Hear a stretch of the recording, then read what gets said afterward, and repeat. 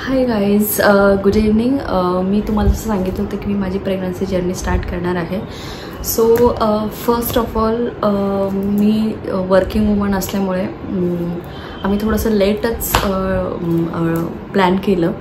So after 4 to 5 इयर्सने आम्ही try केलं माझ्या बेबीसाठी. याच्या आधी जे ब्लॉग बघितले असतील तर तुमच्या लक्षात आलं असेल मी गावाकडचे खूप सगळे ब्लॉग्स टाकलेले आहेत. तर तिथं आम्ही त्यावेळेस गेलेलो होतो, तेच ते ब्लॉग होते.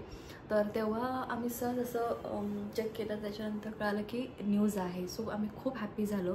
आणि मग तिथे एका लोकल हॉस्पिटलमध्ये आम्ही गेल्यानंतर जी डॉक्टर होती तिने मला खूप सगळे प्रिकॉशन सांगितले की खाली बसायचं नाही, झोपूनच राहायचं, वेस्टर्न कमोडस यूज करायचं, इंडियन यूज करायचं नाही वगैरे वगैरे. आणि तुम्हालाही माहिती आपल्या गावाकडे इतकी सगळी सोय नसते.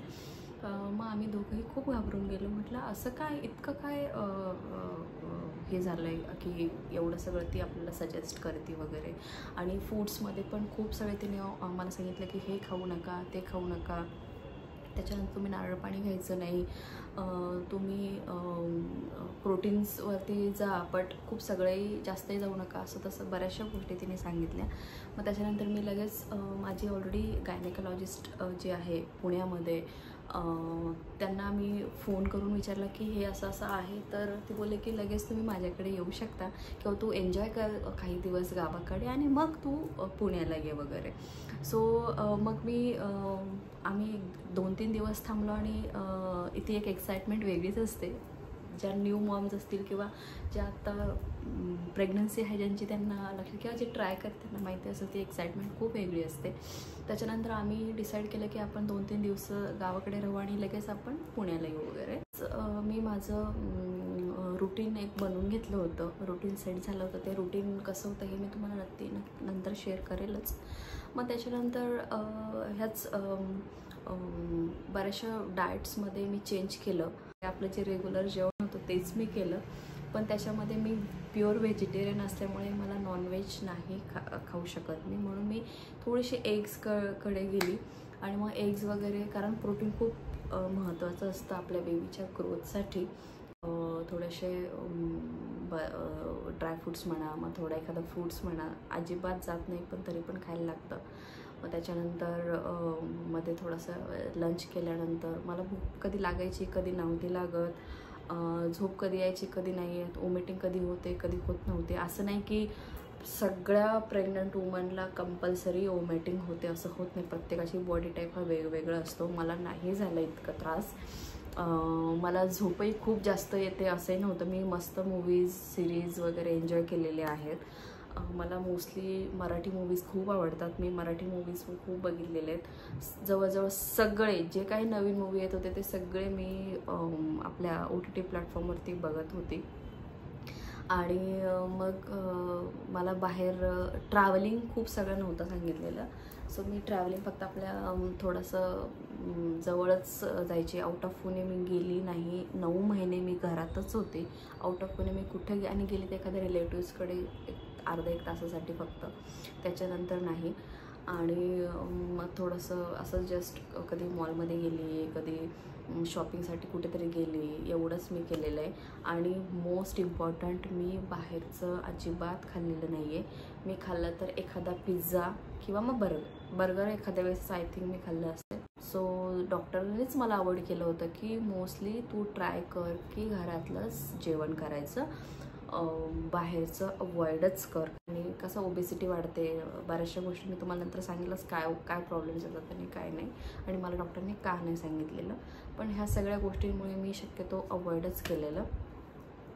आणि हां, एक महत्त्वाचं असं होतं, माणूस फ्रस्ट्रेट होतो घरात राहून. आय डोंट नो बाकी तुम्ही सगळ्यांनी एक्सपिरियन्स केलं की मला माहिती नाही, पण मी खूप फ्रस्ट्रेट होऊन जायची. कारण घरात काय करणार, मूवीज बघून झालं, सिरीज बघून झालं. मी मुद्दामच कधीतरी गार्डनचं काम काढायची, कधीतरी किचनचंच काम काढायची, कधीतरी वॉर्डरोब्स क्लीन कर, कधीतरी बेडच क्लीन कर, कधी फर्निचर क्लीन कर. मला खूप बोर व्हायचं, कारण मला सवय नाही असं एकदम शांत बसून राहायची आणि आराम करायची. पण केलं आम्ही ते सगळं. आणि मग डेली टू डेली डॉक्टरनी काही सप्लिमेंट सांगितलं. वाटतं तुला राहील का तू त्याच्यात? मुश्किल आहे. गार्डन मध्ये घेऊन जायला तर टाकून बघू मुश्किल आहे, ना. मुश्किल. ए हा टोपी घालून देणार नाही मला बोलते.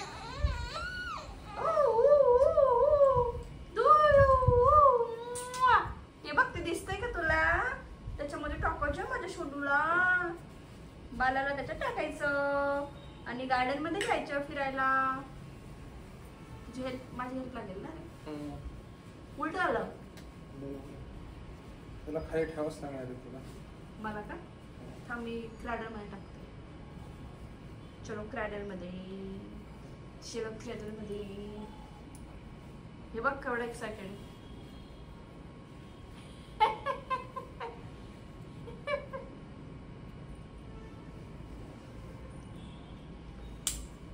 पण हे इझी असतं ना मुलांना कॅरी करायला, छोट्या बेबीजला. इजी इजी एकदम इजी इजी बेबीनो कॅरी करायला. आपलं किलो किती घेतो फक्त कळलं आपल्याला. थांब एक मिनिट. हे टाकायचं का त्याच्यामध्ये? हे बघ, पकड पकड पकड पकड पकड.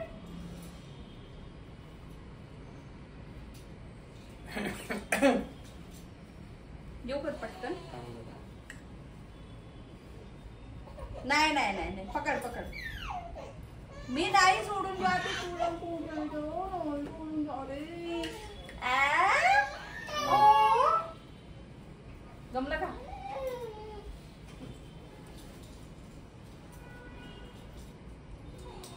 ते सांगून रे बाबा. काय रे? ते बघ, टोपी घालू का नको?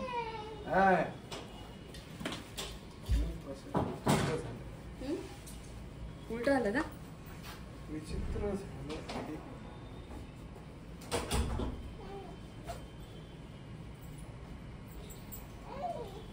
थांब थांब थांब, आपण ट्राय करू. थांब. युट्यूबवर बघा ना. अहो तसं नाही हो, त्याचं नाही इश्यू ह्याचा आहे की ते बॅलन्स नाही.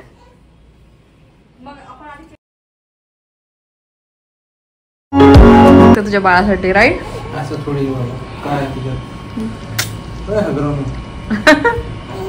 थांब थांब, इतकं नको जोर लावू. संडास म्हणजे परत